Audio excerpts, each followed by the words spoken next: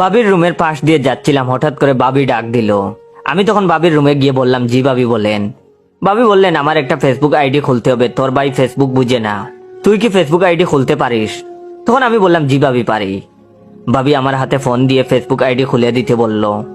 আমি তার ফোন দিয়ে আইডি খুলছিলাম, হঠাৎ করে মাথার মধ্যে শয়তানি বুদ্ধি বড় করলো। তাই আমি বাবিকে বললাম, বাবি রেফারেন্স ছাড়া আইডি খোলা যাবে না। বাবি আমার মুখের দিকে তাকিয়ে বলল, রেফারেন্স আবার কি? আমি বললাম, রেফারেন্স হলো পরিচিত কারোর আইডির নাম দিতে হবে, যাতে আপনি কোনো অপকর্ম করলে আপনাকে সহজে খুঁজে পায়। তখন বাবি বলল, আমি অত সব বুঝি না, যেটা ভালো হয় ওইটাই কর। তখন আমি বললাম, ঠিক আছে, আমার রেফারেন্স দিয়ে দিলাম, পরে কোনো অঘটন ঘটাইয়েন না, তাহলে আমি বিপদে পড়বো। বাবির আইডির নাম দিলাম জয়ের বাবি। বাবিকে বোকা বানিয়ে আমার নাম দিয়ে আইডি খুলে দিলাম। মনে মনে পৈশাচিক হাসি দিলাম, নিজের নামটা প্রচার হোক। মনে মনে সেলিব্রিটি ভাব লাগছিল। আমি ছাড়া বাড়িতে মোবাইল সম্পর্কে তেমন বুঝতো না কেউ। একদিন বাবা বলল ফেসবুক আইডি খুলে দিতে।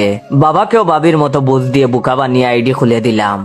বাবার আইডির নাম দিলাম জয়ের বাবা।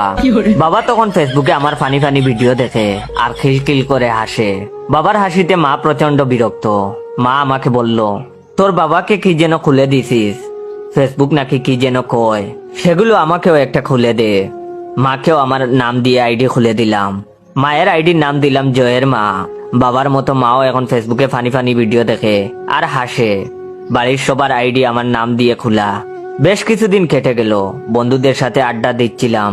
হঠাৎ করে বাবা ফোন করে বাড়িতে আসতে বলল। বাড়িতে গিয়েই দেখি বাড়ির সবাই নীরব হয়ে থম ধরে আছে, কেউ কোনো কথা বলছে না। মা আমাকে দেখে মুখ ঘুরিয়ে নিল। বিষয়টা কি বুঝতে পারছি না। তখন বাবা আমাকে দেখে বলল, সি সি, তুই এমন কাজ করবি ভাবতেই পারি নাই, মান সম্মান সব শেষ করে দিলি, লোকের সামনে মুখ দেখাবো কি করে, সি সি। আমি তখন ঘটনা কি বুঝতে পারছি না। সবাই কি তাহলে জেনে গেছে যে তাদের বোকা বানিয়ে আমার নাম প্রচার করার জন্য আমার নাম দিয়ে তাদের আইডি খুলে দিছি? আমি তখন মিনমিন করে বললাম, বাবা ফেসবুক আইডিতে কি কোনো সমস্যা হয়েছে? তখন বাবা আমাকে ধমক দিয়ে বলল, আইডিতে সমস্যা হবে কেন? তখন আমি বললাম, তাইলে কি হয়েছে, সবাই আমার সাথে এমন করছো কেন? তখন বাবা বললেন, তুই জানোস না তুই কি করছস?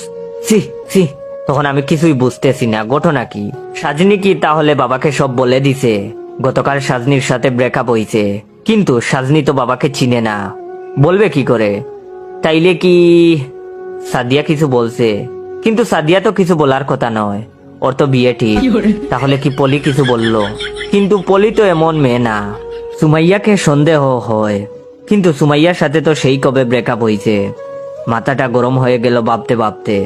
এমন সময় ঠাস করে ডান কান বরাবর বাবা চোর বসিয়ে দিয়ে বলল, তুই আমারে না জানিয়ে গোপনে কেন বিয়ে করলি? বাবার কথা শুনে আকাশ থেকে পড়লাম। আমি তখন বললাম, বিয়ে করছি মানে? কে বলছে এই কথা? তখন বাবা তার ফেসবুক লগ ইন করে বলল, এই দেখ, তোর বউ আমাকে ফ্রেন্ড রিকোয়েস্ট পাঠাইছে, আইডির নাম জয়ের বউ। বাবাকে তখন সান্ত্বনা দিয়ে বললাম, বাবা এটা তো ফেসবুক, এখানে যে কোনো নাম দিয়ে আইডি খোলা যায়। বাবা তখন আমার বাম কান বরাবর আরেকটা চোর বসিয়ে বলল, তোর রেফারেন্স ছাড়া তোর নাম দিয়ে জয়ের বউ আইডি খুললো কি করে? তুই কি আমারে বুকা পাইছো? উল্টা পাল্টা বংশং বুঝাস। এরপর মাকে অনেকক্ষণ মুখ নাড়তে দেখলাম, কিন্তু কোনো সাউন্ড শুনলাম না। দুই কানে চোর খাওয়ার পর কিছুই শুনতে পাই না, শুধু দেখতে পারি।